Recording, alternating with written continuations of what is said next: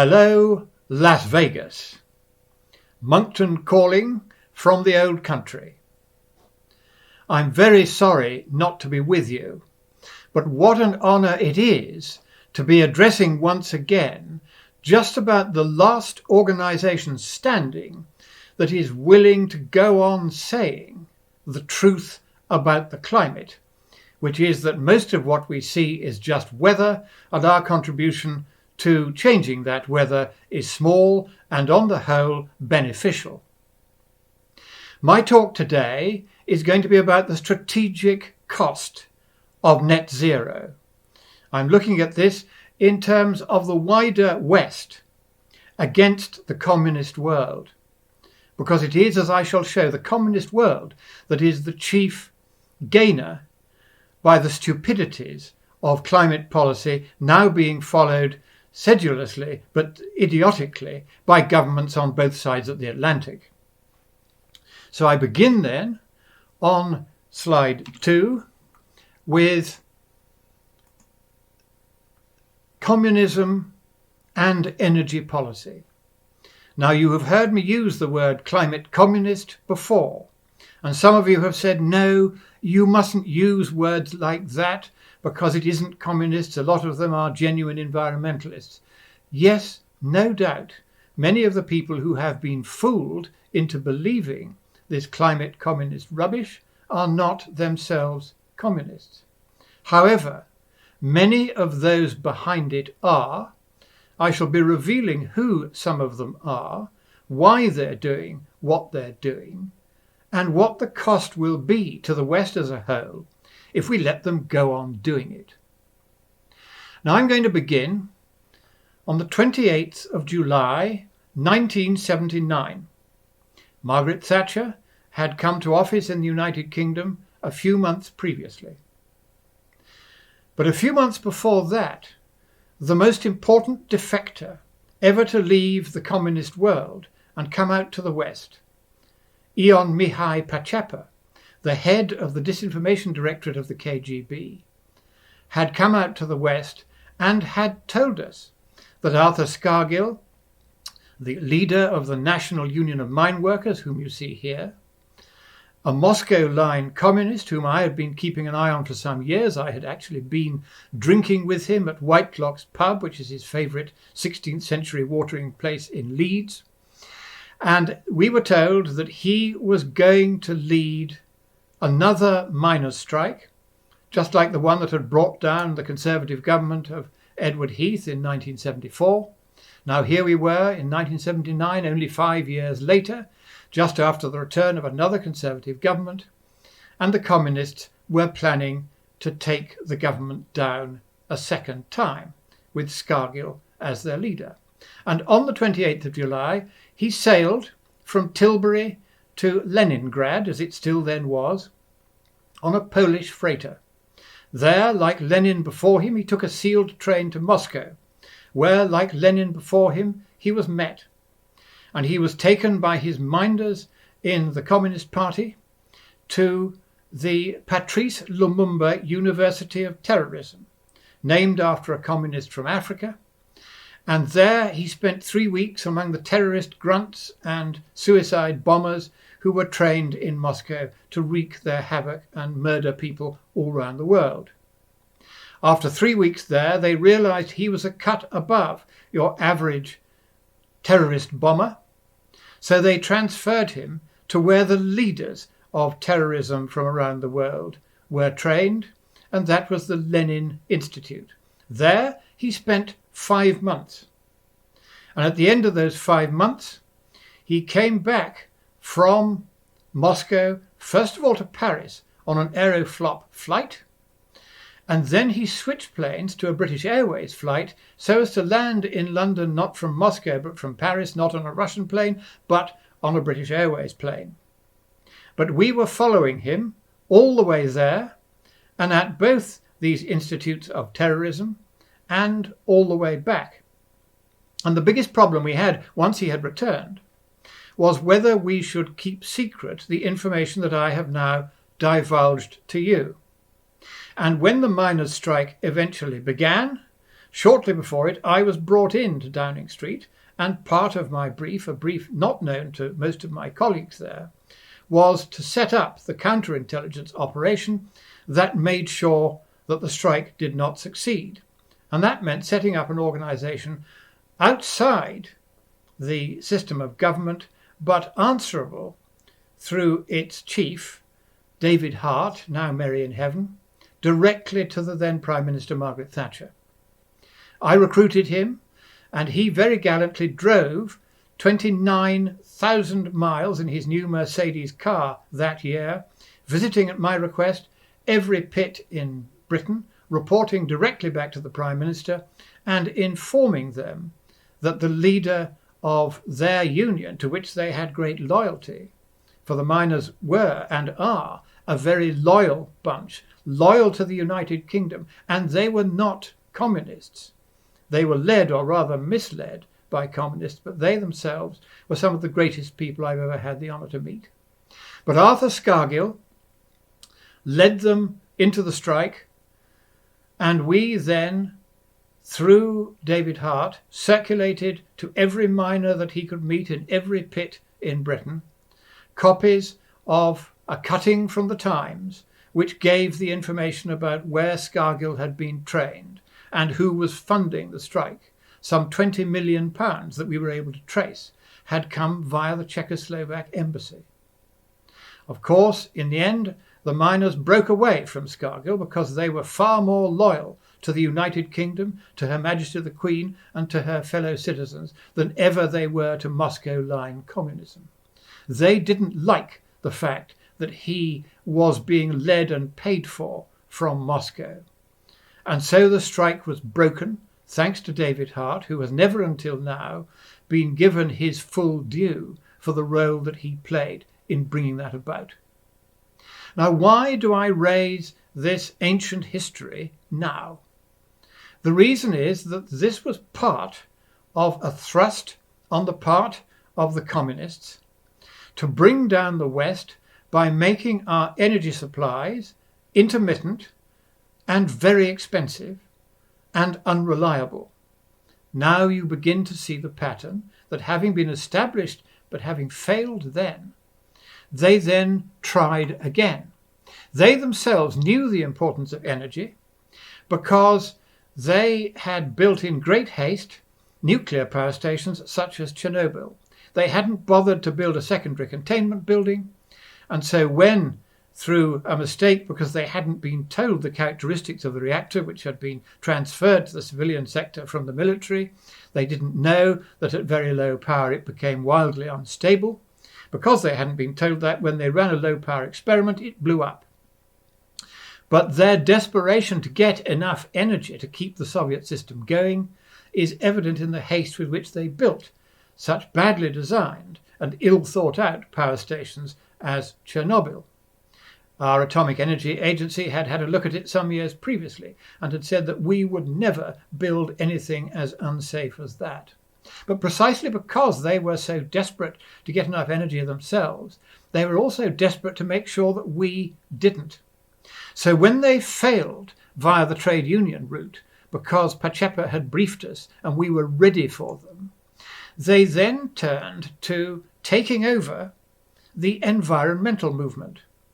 And one of their earliest targets had been the campaign for nuclear disarmament. They'd had great success with that, particularly in the UK, where they had recruited an English Monsignor, a priest, who was also a communist, and he was a communist more than he was a priest, I sometimes thought. And his identity and activities were brought to our attention by the Holy See through the number 2 at the Nunciature in London, who was the intelligence officer for the Holy See in London. And to the intelligence community, the intelligence from the Holy See is always of the very best quality, because the Holy See has no vested interest politically one way or the other. It simply wants to know what's going on so that it can protect the citizens of the world from any forces, whatever their political stamp, that might wish to do them harm. So we always valued very much the input from the Holy See. And one of the things we learnt from their success in penetrating and eventually controlling the campaign for nuclear disarmament was that they were also moving in on the environmental movement. And one of the first environmental organisations they took over was Greenpeace. And it was at that time that Patrick Moore, who had been one of its founders, and many of you will know what a good and genuine environmentalist he is, and he is no communist. He believes in doing the things he was always doing, saving the whales, looking after the fish, making sure that the trees weren't all cut down. These were proper concerns of environmentalism, but his organisation was very readily taken over by the communists because they weren't political and the communists were. So they knew how to take it over, and he, like so many others in the early days of Greenpeace, had to leave when it became simply the Communist Front organisation that it is today. And many of the other leading organisations, the charity Oxfam, the Worldwide Fund for Nature, many of these were, and to some extent still are, controlled by communists whose first aim is not charitable, it's not the environment, it is the advancement of communism and the destruction of the West.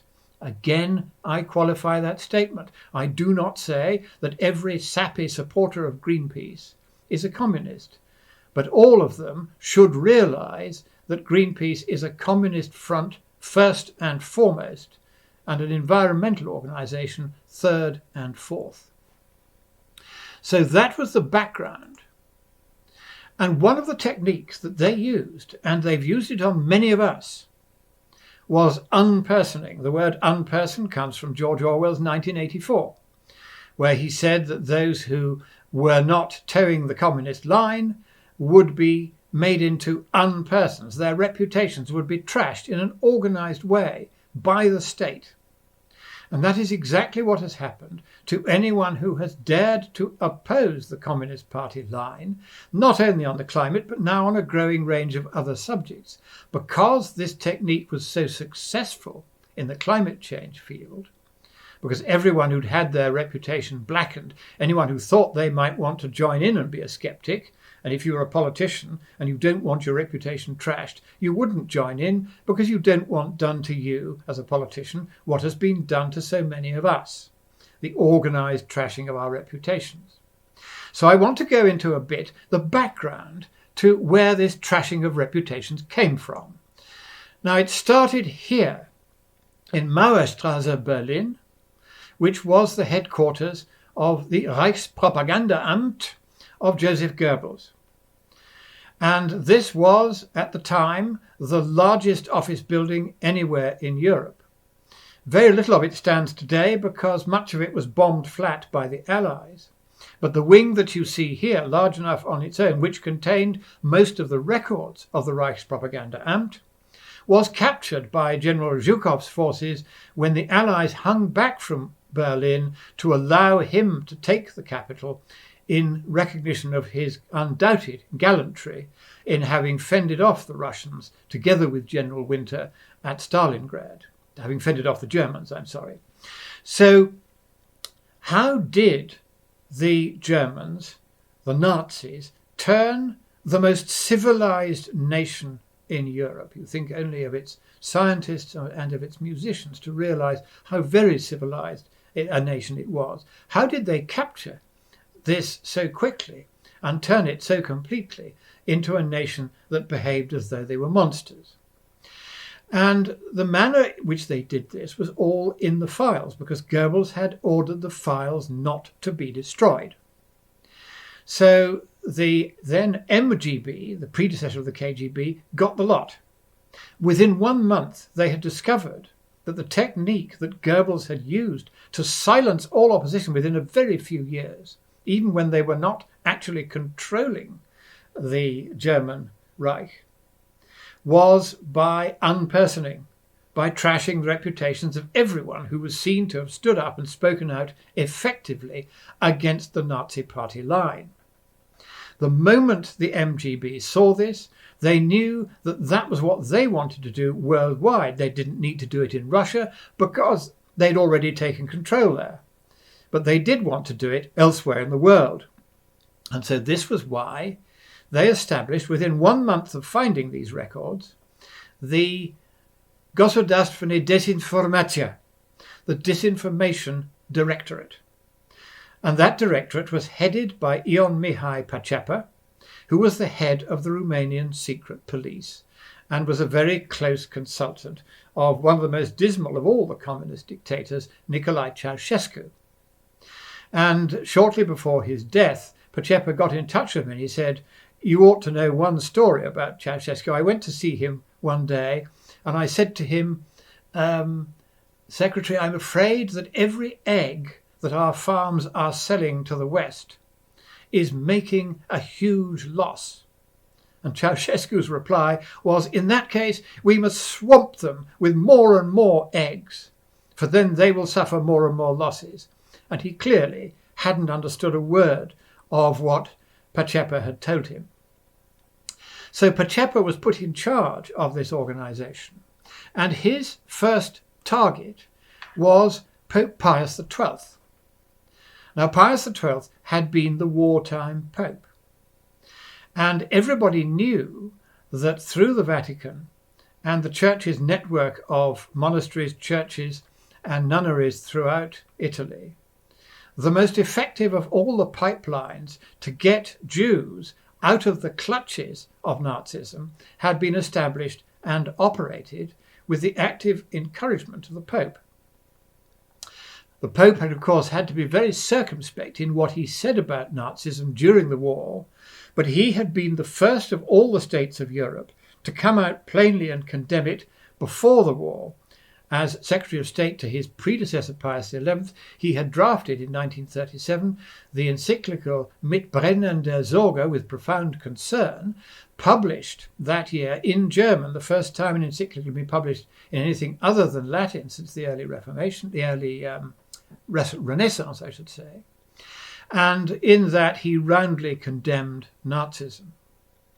But the story was put about by Pacepa that he was a Nazi-loving Jew-hater. Now, anyone who knew anything about it at the time knew this wasn't the case, because both the chief rabbi of Rome and his deputy, as soon as it was safe to do so after the war, became Catholics, because the one organization that they could trust absolutely to get them out of the clutches of Hitler was the Catholic Church under Pope Pius XII, who was invited by the chief rabbi of Rome to stand personally as his sponsor at his baptism into Christianity. So that campaign at first failed because most people knew the history. But after a few years of recruiting playwrights and authors and journalists to condemn the Pope as a Nazi-loving Jew-hater, the very antithesis of the truth, eventually that story began to hold sway. And until very recently, when the Vatican archives were opened and the full truth came out, this was still a very widely circulated story. And if they could trash the reputation of as saintly a man as Pope Pius XII, Pacepa knew that they could do it to anyone. And that technique then became standard fare. You'll see it here, for instance, in Saul Alinsky's Rules for Radicals. Ridicule, he says, is man's most potent weapon because it's so hard to counterattack it. He said, go after people and not institutions because people hurt faster. Pick your target, freeze it, personalize it, polarize it, and isolate it. And then bait your opponent into overreacting, and then you get him. So all of this, Saul Alinsky, of course, was a communist. He died the year after he wrote this, but this became the holy Bible of communist agitators, particularly in the United States. And in fact, the Cloward Piven Manifesto, which you will see embodies all of the policies of the current so-called Democrat Party, more like a communist party from where I sit, was produced a few years later in the 1970s by two sociologists, and sociologist in academia is usually a code word for a communist. And these two communists had this hate-filled manifesto, many of whose provisions are being actively pursued by the current Democrat administration in the United States. And unpersoning is very much a part of that program. But to whose advantage is the climate nonsense as it is being peddled by what I am going to continue bluntly calling climate communists throughout this? If you believe in the climate change nonsense and you're not a communist, well, you shouldn't have allowed yourself to be fooled. I do not include you as a communist. I include you instead as what Lenin called a useful idiot, someone who has been turned, manipulated, and led by the nose when you should have been more alert. And by the end of this talk, you'll see why you should have been more alert. Well, the first people, obviously, who benefit are those who produce primary energy in large quantities, larger than they could themselves ever consume, and are selling it overseas. You can see here the very close link between global primary energy consumption there on the left and global CO2 emissions, because CO2 is the source of very nearly all, or is emitted as combustion from very nearly all generation of power and locomotive, whether it's static or locomotive, throughout the world. And so those who are producing various kinds of fossil fuel power are going to turn this situation to their advantage if they can knock out those forms of fossil fuel power in which they are not particularly wealthy. So that's the first hint of what's going on. So what has actually been happening in the 40 years of these gabfests about global warming? Well, here over the last 25 years anyway, is the record of the changes in the consumption of, or rather the production of various forms of energy. And you will see that natural gas and coal have gone up and oil has come down. So the Saudis have lost out, but the coal miners are doing fine, notwithstanding all the rhetoric. And the natural gas people are doing best of all. Now, who is a communist country that produces lots of natural gas?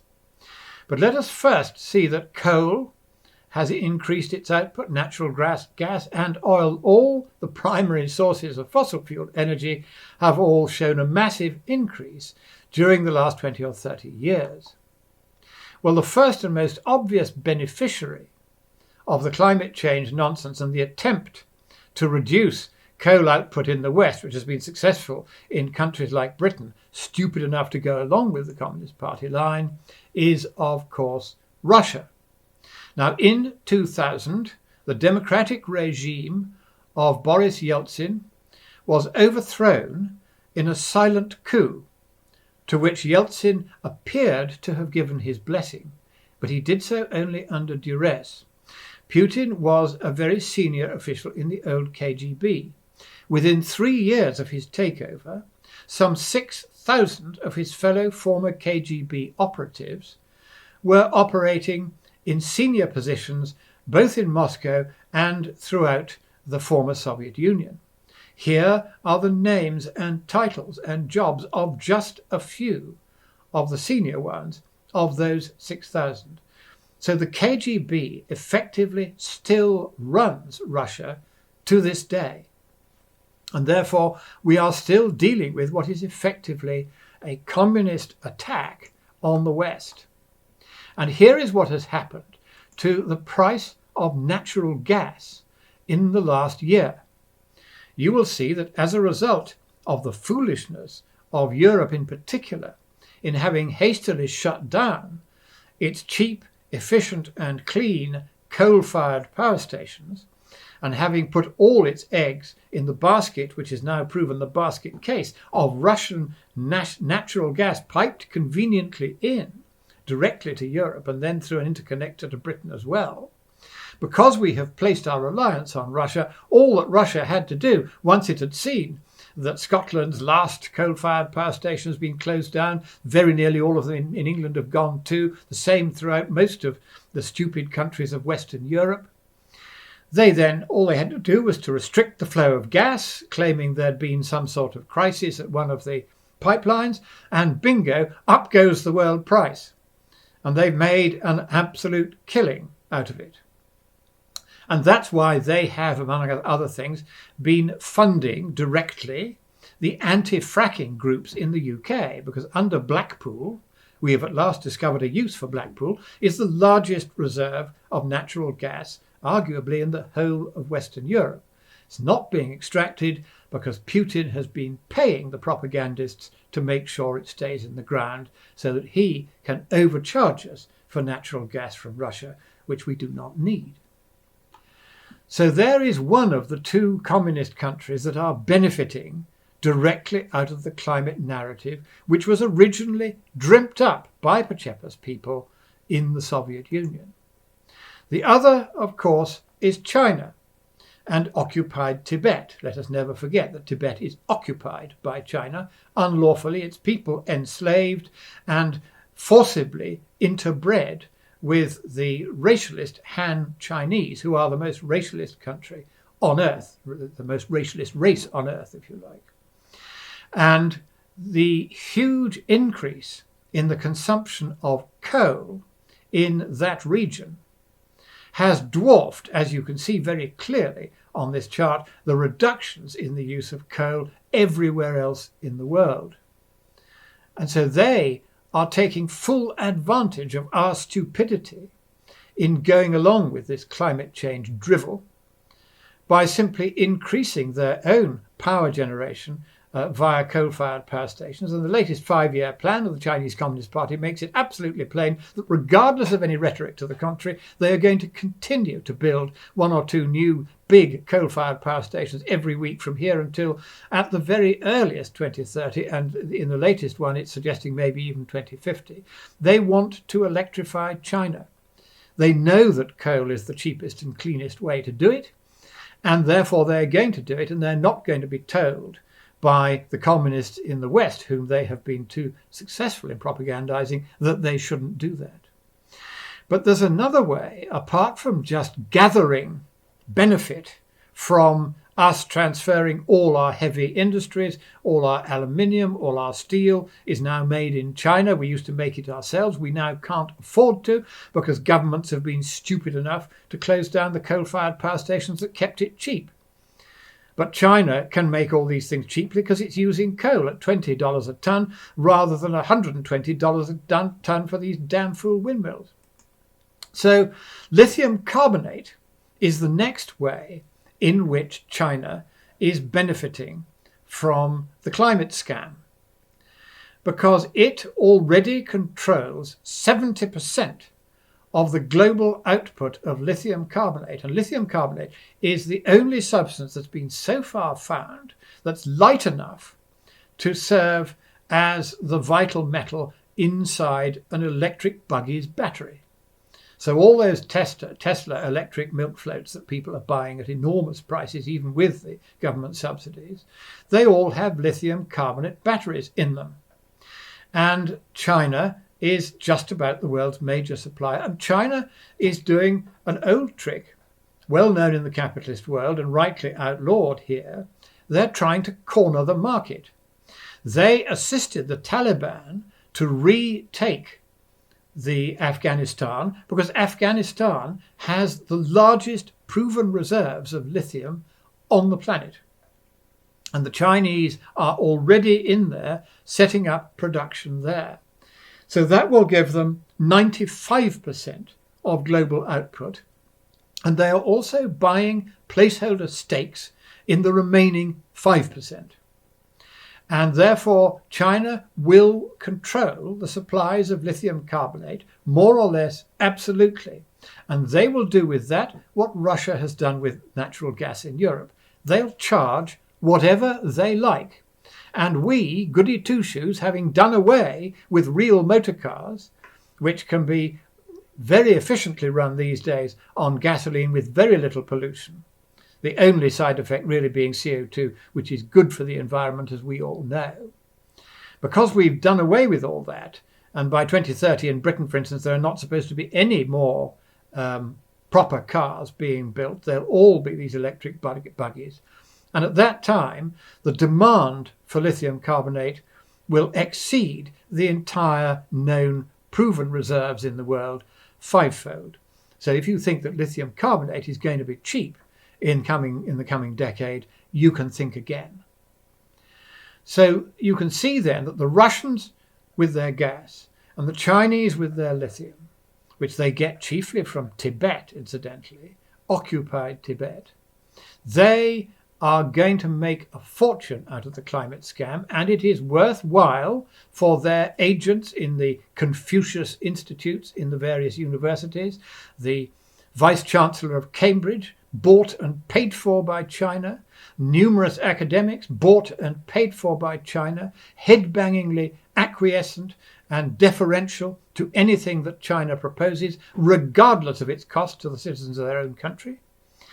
They will work sedulously to keep this climate change narrative alive, even though I happen to know, because I briefed the Chinese leadership on this many years ago, that the whole thing is utter drivel.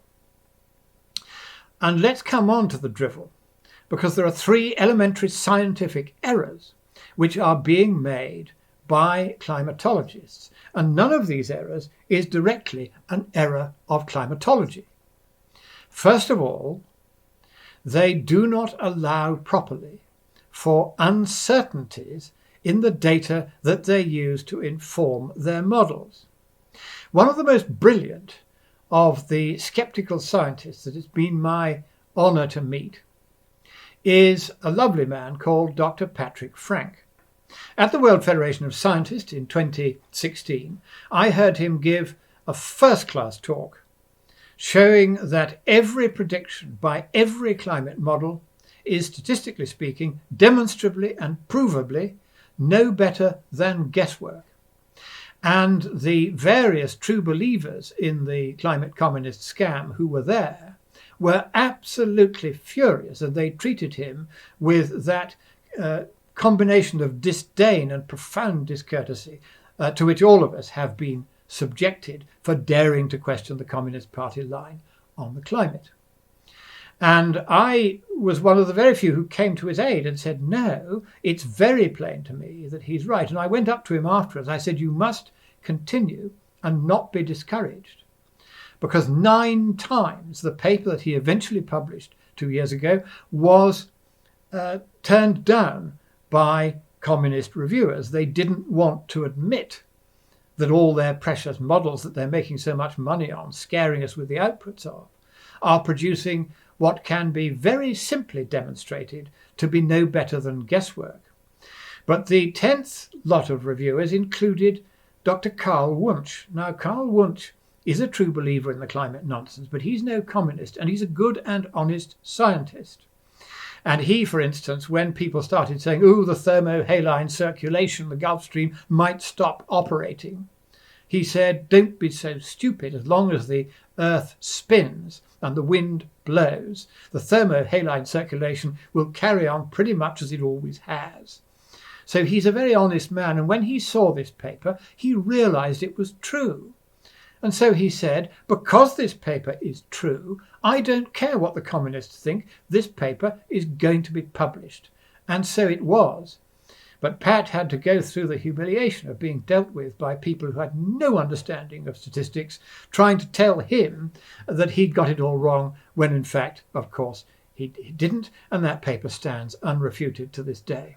And that means all the IPCC's documents, including a large part of the present one, are completely redundant because they're based on models, and the models are producing what has been formally and unchallengeably demonstrated to be nothing better than guesswork. So that's error number 1 of the 3 connected errors that have led to the state of affairs as it is today. The second error is they forgot the sun was shining. Now, I'm going to be quite brief about this one because I've already given previous Heartland conferences an outline of this before.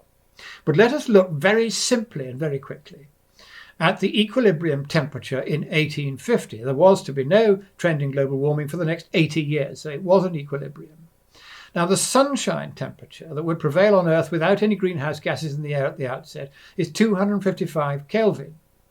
There was, in very round numbers on this slide, about 8 Kelvin of direct greenhouse gas warming. That gives a reference temperature of 263 Kelvin before you bear in mind any feedback response. We add in the feedback response, and that gives you the final temperature in 1850, which was measured at about 287 Kelvin. So all of that, these are numbers which they would agree with. It's very straightforward. But the conclusion they draw from it is what is so completely barking. Because what they've done is a major error of control theory. They said, well, the direct greenhouse gas warming about 8 Kelvin in round numbers, total feedback response 24, total natural greenhouse effect, before we had anything to do with it in 1850, about 32 Kelvin.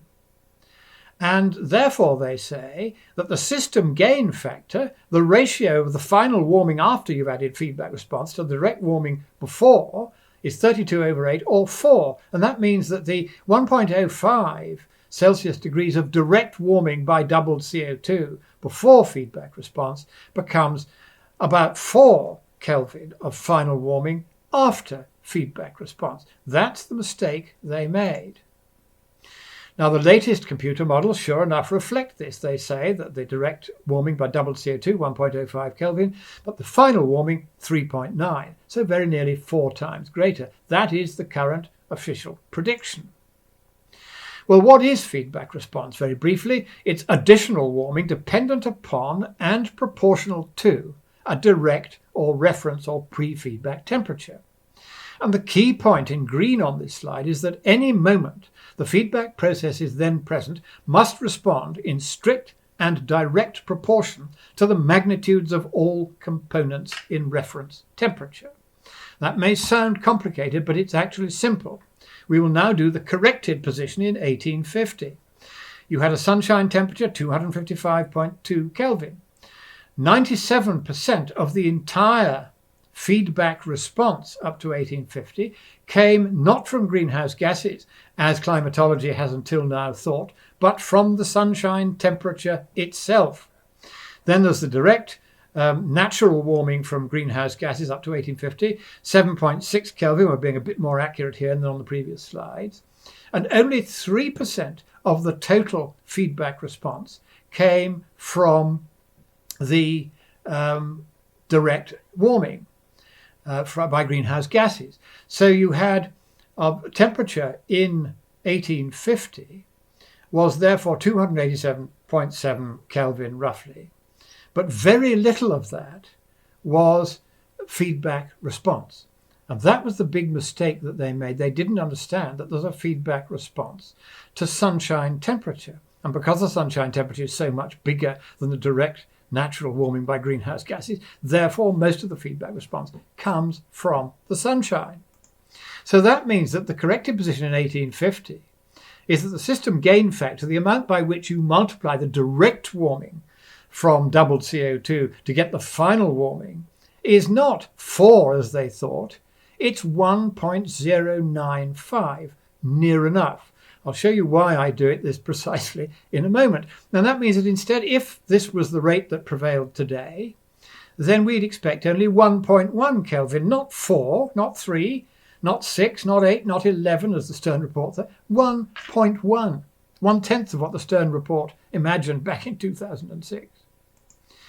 Now, why is it then that they can't actually predict warming using the feedback analysis that we've just discussed? The reason is this, that if the system gain factor today is as it was in 1850, about 1.095, then you would expect about 1 Kelvin of final CO2 warming from a doubling of CO2, 1, maybe 1.1, not very much. But if you change the third decimal place of the system gain factor and you put it up to just 1.1, then suddenly the final CO2 warming jumps from 1 Kelvin to 2.4 Kelvin. It becomes nearly 2.5 times bigger, just because we've changed the third decimal place in the system gain factor. Now, no feedback can be measured directly, nor can it be distinguished directly by any observational method from the forcings that caused it. We simply don't know whether or to what extent the feedback regime has changed since 1850. And therefore, we have absolutely no idea whether the warming we can expect is going to be what I think it's going to be, which is around 1 Kelvin per doubling of CO2, 1, 1.1, 1.2, or what they think, which is a minimum of 1.5 and anything up to 10 or 11 Kelvin. We have no idea, and nor do they. And that's the big second error that they made. Now, why were they misled? Very briefly, it was because they had used the diagram on the left for a feedback amplifier, which is the traditional diagram, but it's more complicated than it need be. If you simplify it, as I have on the right, it's functionally identical, it works the same, but you can see there are two inputs at the top there. The base signal, which in climate is the sunshine emission temperature of 255 Kelvin, and also the gain, which is the greenhouse gas additional warming. Both of those are separate inputs, but they both get amplified to precisely the same degree at any given moment by the feedback regime obtaining at that moment. And had the right-hand diagram been more widely used, perhaps the climatologists would never have made this mistake when they borrowed from control theory. It was a communist at NASA who did this in 1984, an appropriate enough year. The difference between the two system gain factors you can see here, as they applied in 1850, they think it's about 4, and we say it's about 1.095. And that makes, of course, a huge difference to how much warming you expect. So therefore, because we cannot actually calculate how much global warming there's going to be, we can guess, and I guess the feedback regime hasn't changed very much, and that therefore it is going to be more like 1 Kelvin per doubling of CO2 and not 4. It becomes very important to look at the temperature record. And here is one thing you will not have seen anywhere in the Markstream media. There's been no global warming for 7 years and 6 months. And what that means is that it's very likely that the climate is far closer to equilibrium than the current climatologists imagine. And in fact, if we look at the global warming pauses from since the end of the Second World War, you'll see there was a long pause from the end of the Second World War until the mid-80s. Then there was a couple of further pauses, one quite long, which was the pause we've covered a lot before, and then the present pause, you can see 7+ years at the top right there. Each of these pauses was preceded by a very large El Niño Southern Oscillation event. Now, this is a naturally occurring event, which may well be caused by the interaction between the sun's movement around its gravitational barycenter, influenced by the major planets, and the effect on the Earth's crust, because under the Niño 1 and 2 regions, the Earth's crust is spreading apart. There is a divergence zone there, and it's diverging there at 10 times the rate it diverges anywhere else in the world's oceans. And up comes hot magma from below. This isn't even being monitored, because everybody knows that if it was monitored, it might show that that's where the global warming may be coming from. Professor Vittorito has done some very good studies on this, and he thinks there's a high chance that the global warming we've been seeing is simply an accident of celestial mechanics translated into the deformation of the Earth's crust in the El Niño region. What we do know is that observed warming since the Second World War is the equivalent of about 1.1 Kelvin per century. That's significant because the forcing over a century is about the same as the forcing from doubled CO2. And so, again, it's looking more like the 1.1 Kelvin that we think is the rate of warming per doubled CO2 than the 2, 3, or 4, which is being imagined profitably by climatology. So to the third error, they do not ask the candy cane question. Now, what is the candy cane question? Well, it is, gee, mister, how many candy canes can I get for my 10 cents? Even a kid going into a sweetie shop knows to ask that question. Climatologists very, very carefully don't, because they know the answer they'd get if they tried.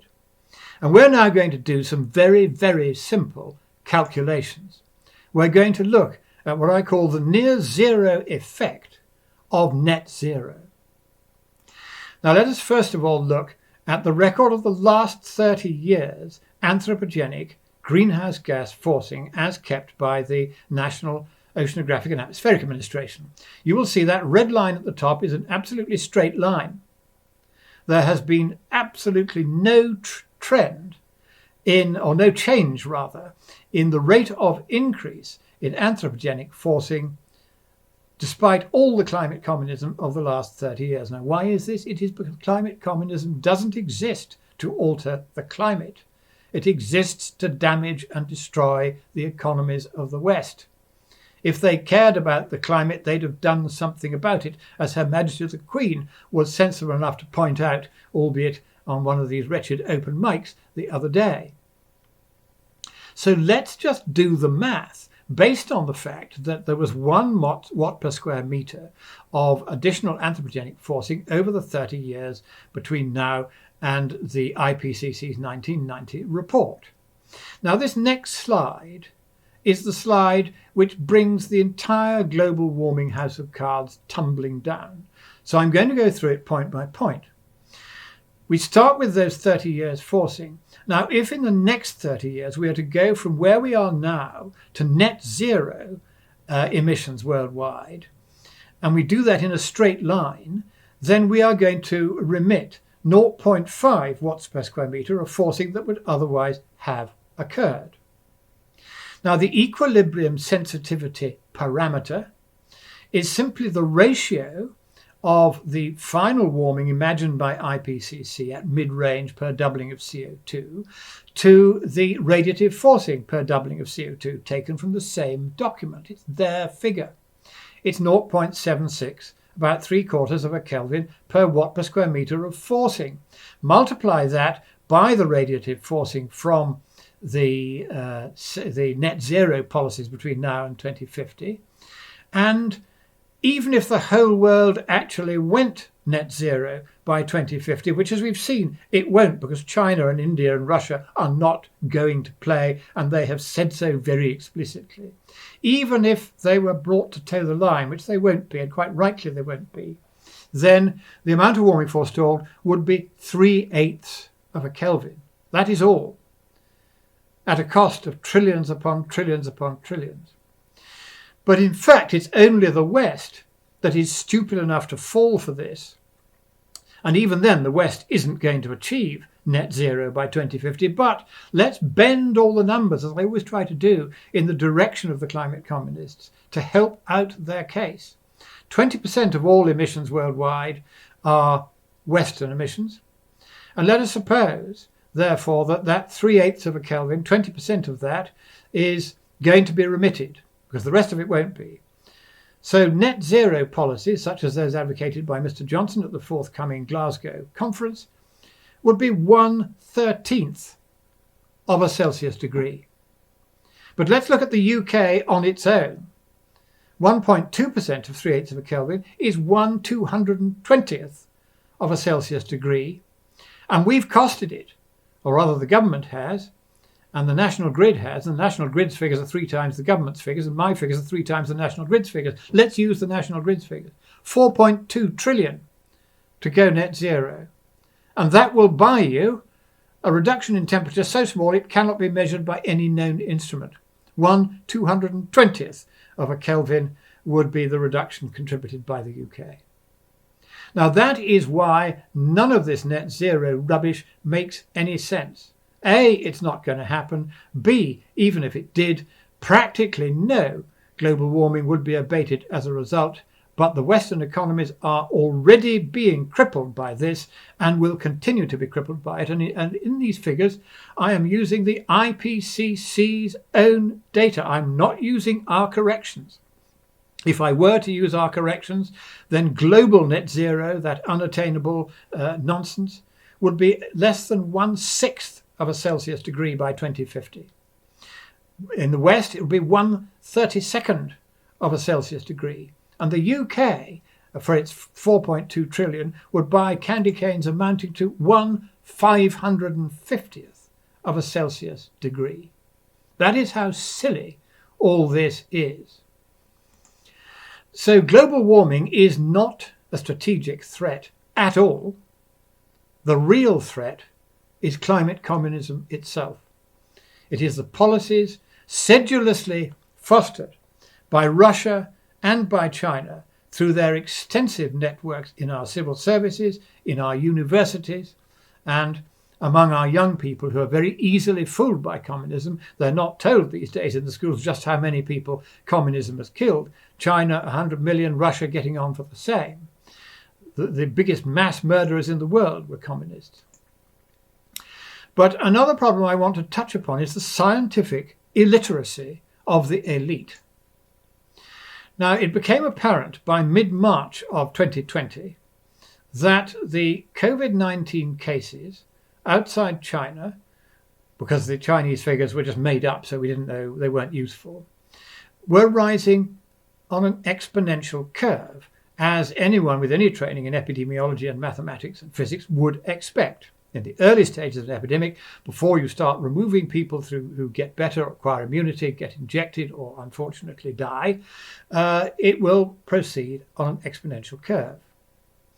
Now, I would say that by the beginning of March, any reasonably well-educated politician should have known that. But even by mid-March, we could not persuade our idiotic government here to lock the country down, which you have to do right at the outset if you want to save lives. The failure of the British government to lock down when they should, at the end of this graph here in mid-March, cost 50,000 lives, which would have and should have been spared if anyone advising the government in the interlocking series of bureaucratic committees had understood the characteristics of an exponential curve. There are the actual data from Worldometer's info. Here in the next slide is the exponential curve calculated from the number of cases at the beginning and the number of cases at the end, and using the number of days in between as the basis. And as you can see, the two curves, if I flick back from one to the other, they are coincident. This was a perfect exponential curve. Any politician should have known enough high school math to understand that that meant that with the cases doubling every 7 days, but the deaths at this time were actually doubling every 4 days. The 16 days of delay by Mr. Johnson in locking Britain down cost 50,000 of the 54,000 lives of British citizens destroyed in the first wave of the pandemic.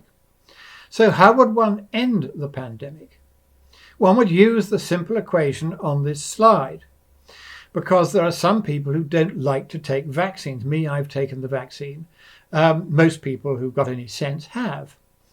But if you don't want to take the vaccine, you want some kind of alternative strategy. You don't just want to be told by a totalitarian government, either you take the vaccine or we will deny you a job and you can't fly on a plane, you can't do anything and you must go away and die. That won't do. What we've got to do as responsible public health providers is find another way. And as it happens, this equation provides the other way. It's well known in epidemiology that the important thing is if you have a number of different medications which have been tried out against this virus, each of which hasn't quite met the normal statistical criteria for reducing the risk of harmful outcomes enough to be worthwhile. And typically that means you've got to reduce the risk by 50%, or it doesn't really count statistically except in the very largest trials. Then what you do is you use a lot of them, and you say to the patients, take several different medications. Vitamin D might be one. I'm not prescribing here, ask your own doctor. Ivermectin or hydrochloroquine might another. You might want to take an anticoagulant. You might want to take some steroids. And if you take all of these things, which are all known, each of them on average to reduce the risk of harmful outcomes by about a third, then you can see if you had several of them, reducing each of them the risk by a third, then in no time at all, after 2 or 3 of them, you've reduced the risk by 55% after 2, by 70% after 3, by 80% after 4, and then you're as good as the vaccine. And the Indians have always been very good at mathematics. In Uttar Pradesh, the Indian regime there knew this formula. So they sent a package of these various drugs to every household, and they said, we want you to take these drugs from now on until further notice, and we'll supply them to you. They're not expensive. Vitamin D is dirt cheap. Ivermectin's been around for ages, out of patent, dirt cheap. All these things readily available. Use these. They're as safe as houses and cheap and chips. Check with your doctor first to make sure they're okay. As a result, the first region of India, and one of the first in the world, pretty much to eradicate the pandemic was Uttar Pradesh, of all places, because they knew their mathematics in the way that Western leaders no longer do. And it was precisely because the Western leaders are now so mathematically challenged. Can you imagine Kamala Harris or Joe Biden or Boris Johnson or Macron actually doing any sums at all? They just don't know how. And it is that widespread ignorance of elementary mathematics and scientific method and logic, which, in fact, the French even banned logic for 20 years under the communist administration because they didn't want people to think for themselves. But if we gave every politician proper education in logic, mathematics, science, history, and constitutional law and several other subjects, and made them pass an exam to pre-qualify before they could stand for any elected office, then the kind of idiocies that are so easily exploited by the enemies of the West, both within and from without, would be, to a large extent, prevented. But I want to end on a happy note, which is that climate communism is absurd. And that's a word that Dick Lindzen first used in my hearing. I think it's absolutely the right word. They make elementary scientific errors. They refuse to correct them. They tamper with climate data till they accord with the party line. They demand diversity, but silence all who question that party line. They dismiss academics for exercising their freedom of expression. They export emissions to communist China and jobs with them. They destroy Western workers' employment in the name of the workers. They ban coal generation, thereby destabilizing the electricity grid and hiking the cost of electricity. They install unreliables that, according to some groundbreaking research that's just being finalized by our old friend Douglas Pollock in Chile, actually have the effect of increasing total grid emissions. This is the case in Chile. He's made a separate study of the United States. It's also the case in the United States. Every time you bolt more solar panels and wind farms onto the grid, you increase the CO2 emissions that are in total going to be emitted by that grid. You also, of course, massively increase the cost, not only of the electricity generated by the unreliables, but also of the remaining electricity generated by the proper half, the thermal half of the grid. So they cripple, by these methods, the Western economies with deliberate energy price hikes. They squander trillions in return, as we have seen, for not only no commensurate benefit, but no measurable benefit at all. They ban lending for coal-fired power in developing nations. And this is the thing that my co-authors are particularly concerned about. The one thing that developing nations need, as you can tell in places like China and India where they're doing this and not being told they can't, is they need electricity. And the cheapest and most reliable and easiest to maintain way of providing continuous baseload power is coal-fired. And to heck with the CO2 emissions, they're good for the planet anyway. But no, the British government and most Western banks and the World Bank and the IMF will not lend any longer to desperate third world countries anxious to get the electricity that China and India are busy giving themselves, that we were fortunate enough to have until we were stupid enough to throw it away at the instigation of communism. And therefore, the third world is being kept poor. And if you remember those two sociologists and their manifesto, keeping the people poor is what socialism does, because if they become rich, they sure as eggs won't vote socialist. And then finally, they print trillions to try and make this non-problem of global warming go away, and then they pretend, and they're about to find out how wrong that pretense is, that that won't cause inflation. Now, yes, these policies of communism have many aspects in common. They are nihilistic. They are intended to be. They are destructive. They are intended to be. They are malevolent. They are intended to be. But if you stand back and blink and cock your head on one side and think for a moment, you'll realise that actually they're bloody stupid. They are half-witted. They are, to use Professor Lindzen's word again, absurd. And it is that absurdity which fills my heart with great joy, because people can see these absurdities. And now that the cost of these absurdities is beginning to come home to them, They're beginning to pay a lot extra for their gasoline and for their electricity. And they're beginning to realize that that's not so much because of the pandemic as because of all this climate rubbish. They are beginning to see that climate communism is something that they really, really can't afford.